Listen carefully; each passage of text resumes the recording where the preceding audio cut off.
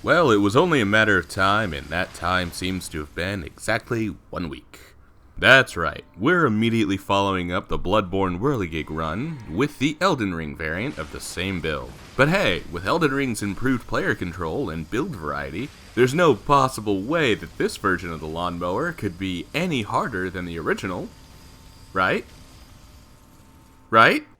Howdy, I'm Prakuza, and welcome to DevBox. Today we'll be testing out Elden Ring by asking the question, can you beat the entire game while mowing the lawn?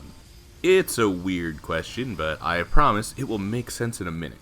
For now, we're starting the game as the hero and getting Dude McStreamson, or should we say, They See Me Mowin' the Second, prepared and ready for the ball.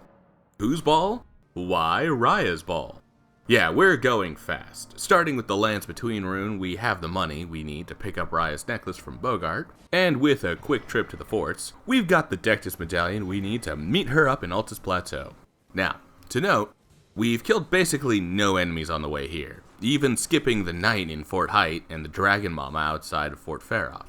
Seeing as how we don't have a weapon yet, it wouldn't really do to kill them with a humble axe, now would it? No, all of this running around the map for the last minute for you guys, but like half an hour for me, it has all been in preparation to acquire our weapon of choice. The only problem is that to get it, we have to beat this hold up. How far are we in the video? Past a minute? Alright, yeah. The only problem is this fucking asshole licking cuck goblin. Too much? Should I tone it down? Whatever. Giza. And as you're seeing from the footage playing under my voice, it is not going well. There are a few issues making this difficult, such as Giza's insane damage and massive health bar for a base level character, along with my absolute inability to get a hit off without trading blows. Yeah, the axe really isn't working, and neither are my terrible attempts to parry, because I'm really bad at Elden Ring parries. My old DS1 muscle memory gets me hit every freaking time. I'm not even that good at Bloodborne's parries. Like, that stuff has continued to get tighter and tighter over the years and completely passed me by in the meantime. So let's try out a different approach. Back out to the open world, let's go collecting some stuff. Like a new tier for the Wondrous Physic that will increase my intelligence score, a stick for casting spells from this random man, and off to Turtle Pope to pick up Magic Glint Blade, the ultimate NPC killer. Alright, let's see how you handle this shit, Giza. He seems to be handling it fine, like it's barely an inconvenience, since every time he dodges, he rolls right up next to me and quickly counters with his big wheel to kill me in one hit. Great, wonderful, love it. Well, terrible as this Magic Glint Blade strat might be, it's better than trying to axe him to death at this point, since I'm very bad at NPC fights, especially against Giza for some reason. And after some struggling, he finally goes down. There we go. We finally got our weapon of choice, and I think it took an extra hour than it took to get the Whirligig Saw in Bloodborne. And for that, I had to fight 3 bosses. Alright, what is our prize for killing Giza? Well, it's Giza's Wheel. Who could have guessed? So, what is it? Well, like the Whirligig Saw, it has a few attacks, the normal stuff like a running R1, even a jump R2 specific to Elden Ring. But we aren't here for any of that. Right now, the only thing that exists is the L2 or the Ash of War. See, this weapon has a unique skill called Spinning Wheel, and it does exactly what the Whirligig Saw did in Bloodborne. Well, maybe not exactly. Sure, it still mows the lawn, but there are 2 key differences. One is that activating the Ash of War plants my dude's feet right where he's standing, which means no more hit and runs. The second, though, which I was most afraid of at the start of this run, is the fact that Spinning Wheel constantly drains FP the entire time it is being used. And if you run out, the damage is reduced by about 90%. So, there are some limiting factors to this weapon here. But hey, it shouldn't make things too much harder, right? Right? That's for future proc to worry about. Well, technically past. Me at the time of this recording, but future for the gameplay footage you're currently watching. Time is weird. Time and recordings are weird. Anyway, with our weapon in hand, we still haven't finished our setup. First is the need for some extra levels, since I don't actually have the stats to wield Giza's Wheel right away. We can get most of the way there with some rune pickups I've been grabbing on my worldwide trek to get the weapon in the first place. This is also why I started as the hero, since this class needs the fewest levels to be able to start mowing the lawn. Beyond the rune pickups, I also cheesed the dragon mommy resting in Caelid, since we actually have bleed on this weapon. On that note, check out what this weapon does when hitting large enemies. Your bandwidth hasn't strangely dropped out of nowhere, and YouTube isn't suddenly down. No, this is what happens to Elden Ring when it tries to render the jiggle that Giza's wheel applies to both Dude McStreamson and the giant enemies he'll be fighting. It's also only happening to these two as it tries to force the weapon out of the dragon's body. Seriously, compare the frame rate of my dude versus the frame rate of the foliage in the foreground. We've got a smooth 60 or possibly 30 FPS. I actually don't know what the frame rate is for this game on PS5. Then we've got Dude and Grail here, struggling to hit like 5 frames per minute. Alright, we've got some runes, which means we can actually hit the strength requirement to two-hand the wheel and have more than 3 minutes of spinning at a time. But we're still not done with the setup. For example, let's get some extra runes by fighting the putrid avatar near Grail. It's pretty easy once you know the tricks, so yeah, that right there, dying instantly to the putrid avatar, that is when I realized exactly what the next dozen hours of gameplay were going to look like. So let's go fight Godskin Noble. Hopefully that'll be more manageable. It is? Kinda? Honestly, it's a learning curve. Finding openings to attack is pretty rough in Elden Ring, since it's easily one of the least forgiving games in the series. This is naturally worse for bigger weapons that have a longer windup. And this seems like the perfect time to comment on the windup of Giza's wheel's spinning wheel attack. Try saying that 5 times fast. See, this was the issue against the putrid avatar in the first place. Unlike the whirligig saw in Bloodborne with its hit and run tactics and instant startup the frame after pressing L2, spinning wheel needs a little more time to get going. So instead of starting right at the press of L2, I've got to write a formal letter to be sent by carrier pigeon directly to From Software headquarters, somewhere in hell I imagine, and wait for a missive at least a fortnight later with a 10 factorial digit code to input by hand in order to allow the wheel to actually start spinning. So on our way to finish the overall prep and get this fight done with, we'll go ahead and grab the equip load tier and some nice heavy armor so we can tank a few hits. The armor of choice will be Sir Istvan's scale armor, because I like it. I'll be getting something stronger eventually, but that can wait. For now, with light rolls and some decent poise, we soldier on through and bleed the Godskin Noble to death. Being able to tank a hit or two without stopping my lawn mowing makes the windup way more manageable. Boy, sure is nice that I don't have to worry about getting one-shot by this guy, or that I can take at least a few rapier swings before my poise breaks and it stops my attack. Would totally suck if that stopped being true. Good thing that's not going to happen. Down the line. With the Noble down, we now have access to instant +9 on Giza's wheel, since it is a somber weapon. This is of course because of the somber 5 and 6 in Volcano Manor before Noble, a somber 7 after the Imp Gate before Rykard. As for the 1 through 4, those can be found in some of the earlier caves, which I chose to visit to save on runes and test out the lower level version of the wheel. It sucked because the Ash of War couldn't knock this troll down. Then whatever I don't find in the caves can be purchased from EG. Although, again, to save on runes, there is this somber 4 in this chair not far from where EG is already sitting. I picked it up while grabbing the Int tier already. Then the 8 and 9 can be found down the road from Grail. A quick jaunt around the world and we're instantly at +9, which means at this point, the only way to improve our damage is with temporary buffs and some strength and dex scaling until much later into the game. So, with us at our pinnacle already, let's make our long march to the end of the game. Fucking 11 minutes in, and we're finally getting to the any %. This better go a bit faster than the setup. Well, Margit sure does. Goodness. After the hell this dude gave me on my casual playthrough of the game, watching this guy get ground up in seconds is incredibly satisfying. I don't even know if he'll still be alive by the time I finish this voiceover. Well, he's dead now, and it's time to move on to our next target. Honestly, I almost feel bad crunching through Stormvale this fast. This is my favorite legacy dungeon in the game, and most runs these days breeze through it so quickly. Still, I test out the +9 wheel against the more troll ankles. It goes much better than it did against the Stone Digger one. However, from here, we're going to pivot real quick. mostly because killing Margit gave us an extra talisman slot. I've got my eye on one that should set us up for a decent damage improvement. Pop Man's Broken Pieces. I mean, I'd go for the better version, but we need it for the whole run, which makes an early Alexander betrayal the best option, considering how long it will be helpful. Of course, since we had to reach Altus to get this weapon, that does mean that the Radon Festival has already begun, and Alexander is currently in attendance.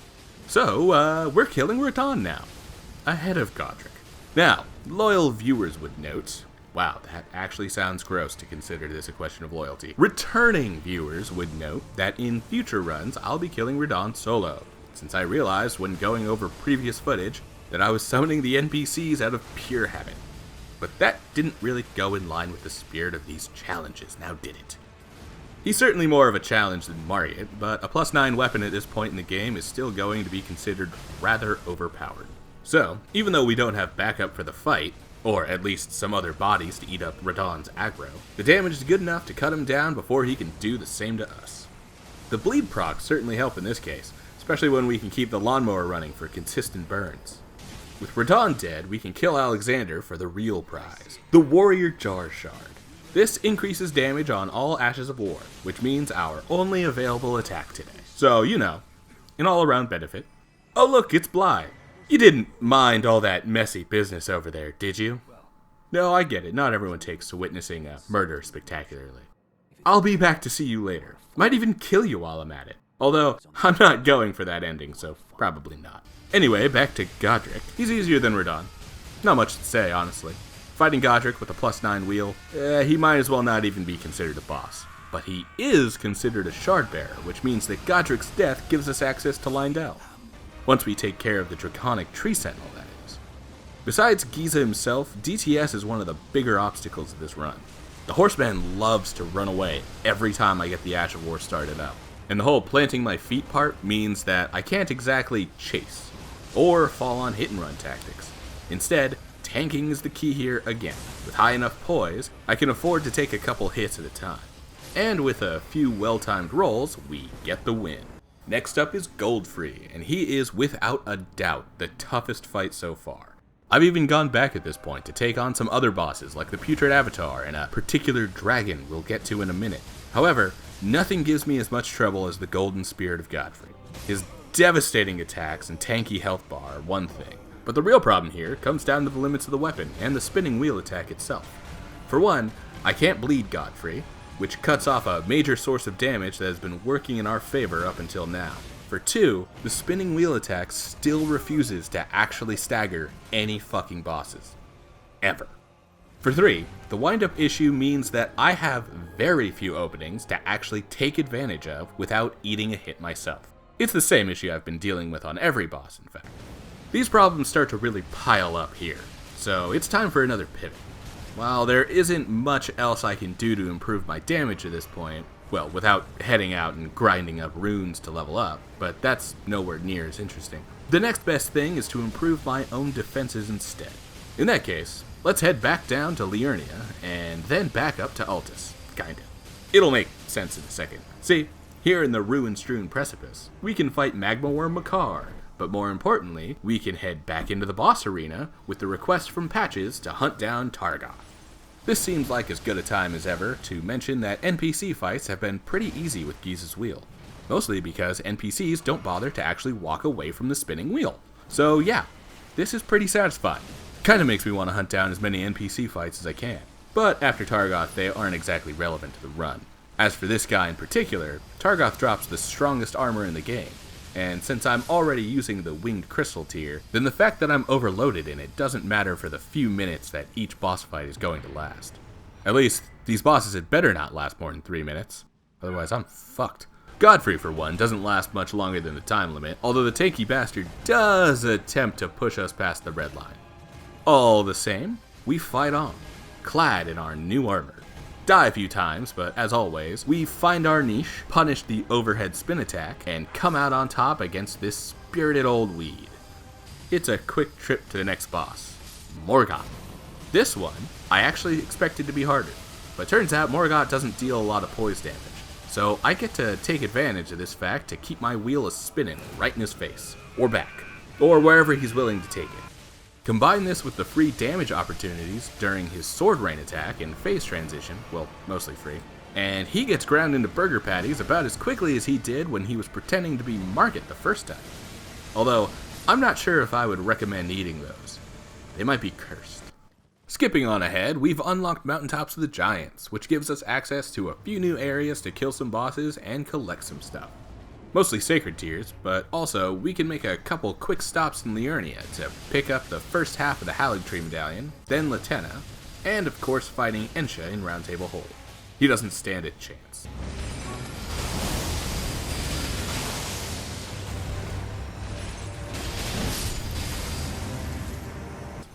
Then we can move on from there to kill Nile to finish the medallion and get to the consecrated snowfield. Strangely enough, this is one of the easiest Nile fights I've had in a long time. Like, the lions at the bottom of Castle Sol give me more trouble. I don't know if the old weed is particularly susceptible to the lawnmower or what, but he goes down in no time at all. A bleed proc or two certainly helps. With Nile down though, we can take the lift to the consecrated snowfield and take Latenna to her giant sister, for reasons I do not know nor care to understand. All that matters is that she gives me an ancient somber smithing stone, granting us the final upgrade for Giza's wheel. It isn't much, kinda like Krillin unlocking his potential on Namek. A low peak, all downhill from here. Speaking of going downhill, let's finish up the Everjail puzzle and get into the Haligtree proper. Why, you might ask? Are we actually going for all remembrances for once? Fuck no. Real Loretta is one thing, but she isn't what I'm actually afraid of here. So, with Loretta dead, we're here to collect a seedbed curse, and that is all. Although it doesn't take long to get all the way down to the bottom. I mean, I could sanity check it.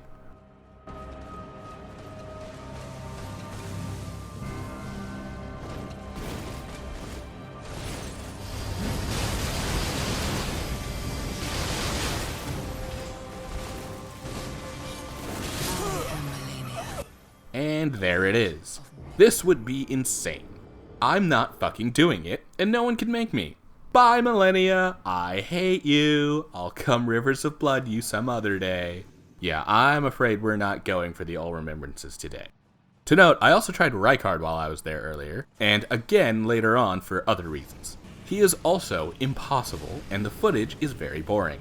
These two specifically are why these runs tend to be any percent only. I simply can't beat Millennia without optimized weapons and a spirit summon, and Rykard is funny to fight with regular weapons in concept, but the execution is pretty hard to watch.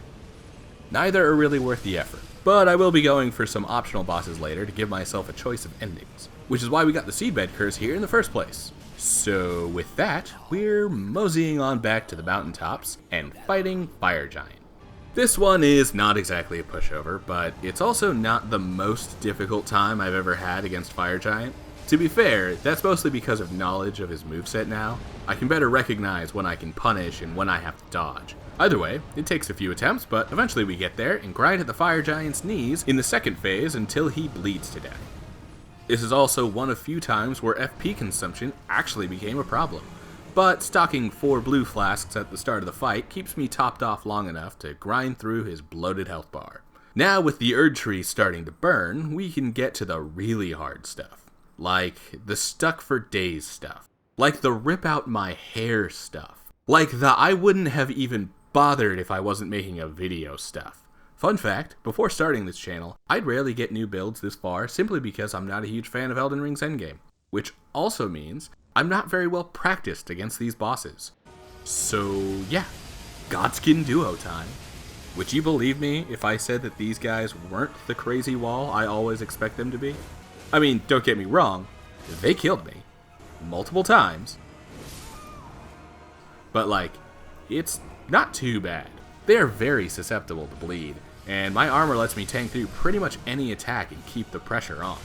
The biggest issue comes from Noble attacking me from off-screen while I'm grinding down Apostle, or vice versa. It also takes a few tries to get the positioning right, but I do eventually manage to eat away at Noble during the rollout attack. With the rhythm set though, the duo goes down without too much more trouble. Onward again, this time to Malekith. Would you believe me if I said this was the easiest boss in the run, and that I beat Malekith on my first attempt? Okay, well, maybe you'd believe it more if Editor Brock didn't decide to show my one death while I was talking. Okay, 2. Maybe I died twice. How? How much footage do you have of this? Not much. Shut up, Editor Me. How? This is a voiceover channel. What, are we gonna go Zuli the Witch style and do text over calm music? Okay, enough of that. Anyway, Malekith.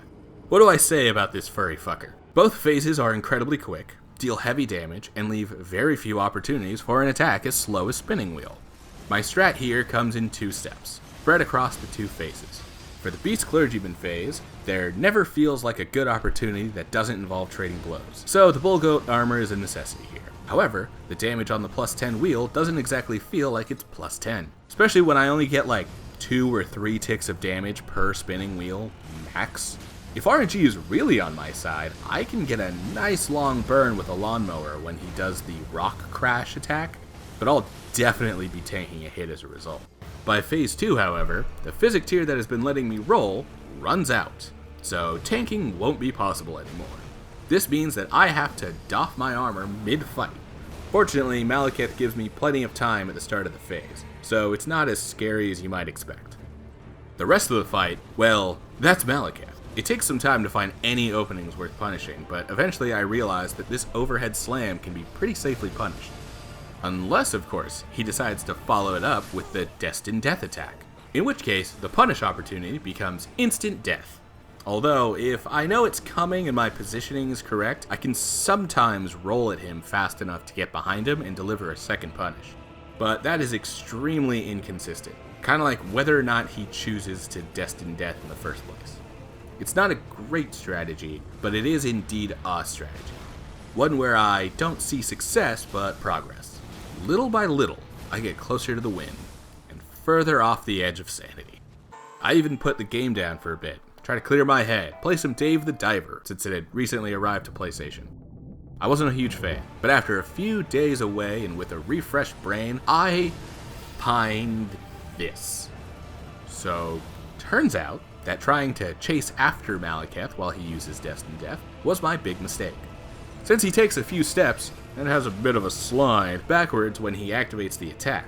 Instead, all I need to do is roll away from him and suddenly I'm out of the danger zone.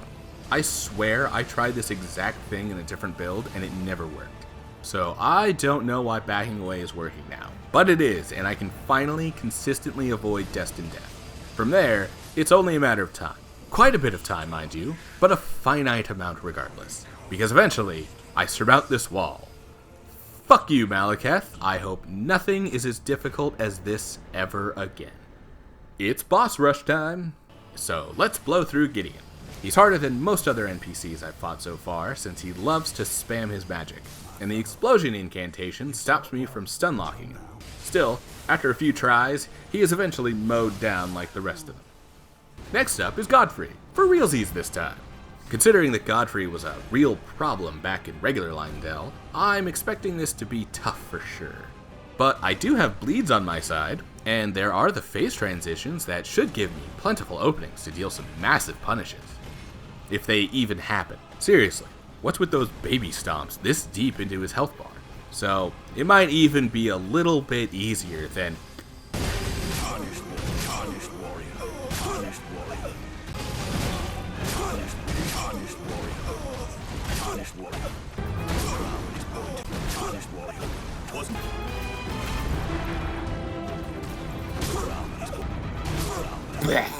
yeah, it is not easier. Not at all. It's not that I don't know this fight. I recognize his attacks, know how to dodge. I even have a punish or two that I know how to take advantage of. No, the problem here comes down to something that was annoying me back at Malekith 2. The fight appears inconsistent.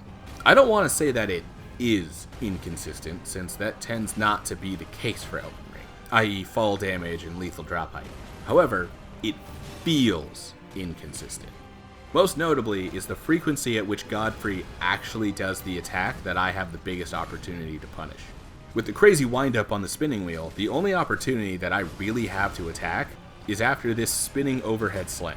Not this overhead slam that leads into the eruption. This one, where Godfrey twirls around and slams his axe into the ground without burying it. Sometimes he finishes every single combo with this attack, giving me the chance to strafe around it and get a great hit in. Other times, he waits 3 whole minutes before being willing to try the attack again. Then there's this asshole. To describe exactly what you're seeing, this is the normal spin that Godfrey does whenever he does this overhead slam.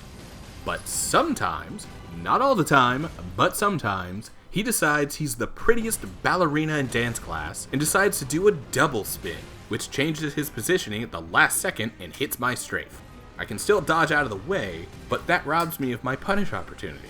So even when baiting out the proper opportunity, he doesn't always comply and give me the damn punish window I was promised. I go play Hardspace Shipbreaker to get footage for another video I've got cooking later. That game I absolutely love, probably my favorite zone out game ever. But that's for another topic down the line. Another few, actually. With some rest and a clear head, I decide to trade up the build a little, collecting some pots and a crafting cookbook. I decide to pick up some Weed Killer, because it totally matches the theme, right? Totally. Definitely not a cheat. After a few tests, I see that it's probably best to use it on the second phase, since I'm starting to get better at phase 1. Of course, better still doesn't mean I beat it every time. All it means is that I can get to Horaloo every few attempts, so a couple rot pots on phase 2.5 and the damage over time eventually does what I need to kill this old weed. See? Totally works. Definitely not cheating. I mean, either way, the answer is still yes. He is beatable with this build, but fuck me if I'm capable of doing it. In fact, you might have noticed that I didn't go deep into Horaloo's openings and such. It's because he doesn't fucking have any. All I can do is trade blows and hope to not get caught in a grab. It comes down to the wire, even with the rot pots. But we power through for now. Totally legitimately. No one can say otherwise. This means we get to rush on through to Radagon and Elden Beast. It feels strange to say that I'm actually glad to fight these two in the end. Not because they're super easy or anything. I mean, Elden Beast is easy once you learn his moveset. Don't get me wrong, he stomped me for hours on my first attempts on the game, but he's definitely learnable. Radagon, however, does not give a lot of opportunities to get any good hits in. Another fun fact, there's been a trend this entire time that I alluded to at the beginning of the run. When I said I was worried about the FP cost, but never even thought about the fact that Spinning Wheel has a 10-year windup, turns out, the FP is never a problem. 2 flasks at my starting mine is enough to get through both Radagon and Elden Beast together. It's exactly enough, but enough. The real problem with this fight is the stupid spinning wheel. Mowing the lawn in this game is incredibly slow, and it has absolutely no ability to stagger any boss. But hey, at least the damage is also shit, so it's pretty painful. Regardless, Radagon likes to flex between attacks, especially when he leaves the light waiting to explode on the ground. So those are my opportunities, and I take them whenever I can. It's a lot of trading blows, but I know this time that the physic isn't going to last, and I won't be able to take off my armor before Elden Beast. So, I go in naked and accept my fate if I take too many hits. Trading blows comes with a unique problem though, since I actually need some of my flasks for Elden Beast. This is because of my inability to stagger means that there's absolutely no way of stopping Elden Stars. That tracking attack that shoots little light balls out at you before exploding. While there is a physic tier that can help mitigate the damage of that attack, I'm currently using my flask to have enough defense to survive Radagon's attacks. So if I don't have enough Crimson Flasks after beating Radagon, then Elden Stars is guaranteed to kill me. In order to survive the stars, all I need is about 2 extra flasks. But it can be tough to get that far without already using all of my heals. Anyway, it takes a couple hours, but I eventually get Radagon down without using too many flasks. After that, Elden Beast doesn't stand a chance. I have exactly enough FP to get the job done, and we mow the lawn into the end credits. But what ending is best in the case of mowing the lawn? I suppose the one that uses a mending rune that looks the most like my wheel. Goldmask's Golden Order rune doesn't really fit the vibe. I mean, it's a circle, but it doesn't have the spikes, huh? Now, the Death rune kind of has the spokes, but it's a little more Ouroboros centipede than it is a buzzsaw. Man, and I went and killed Fortisax for this thing too. What a waste. Alright, so, finally we've got the rune of... Oh, that's... Ew. Sorry, Marika. I think we've got a winner. Our seed will look back upon us and recall.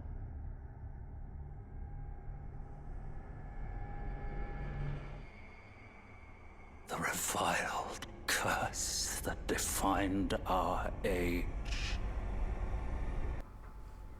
So, could we beat Elden Ring with only the lawnmower?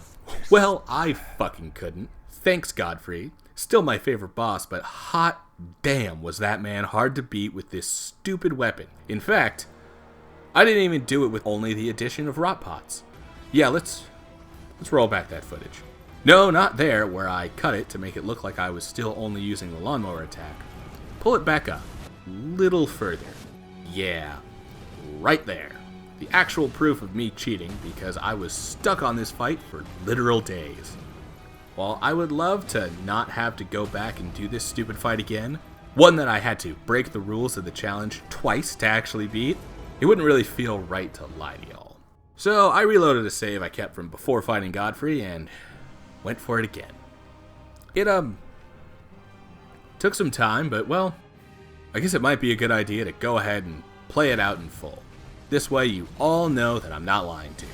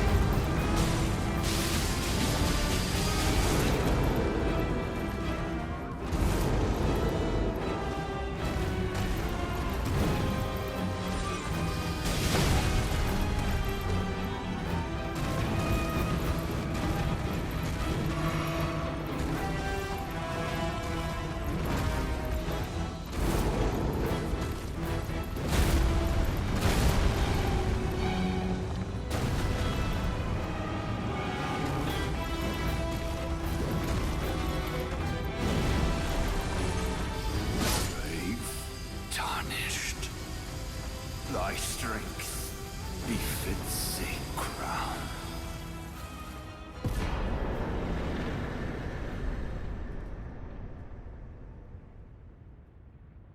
Anyway, this was a fun little twofer series. Got a couple weeks of weird gameplay out of it, and maybe the next one will be even weirder.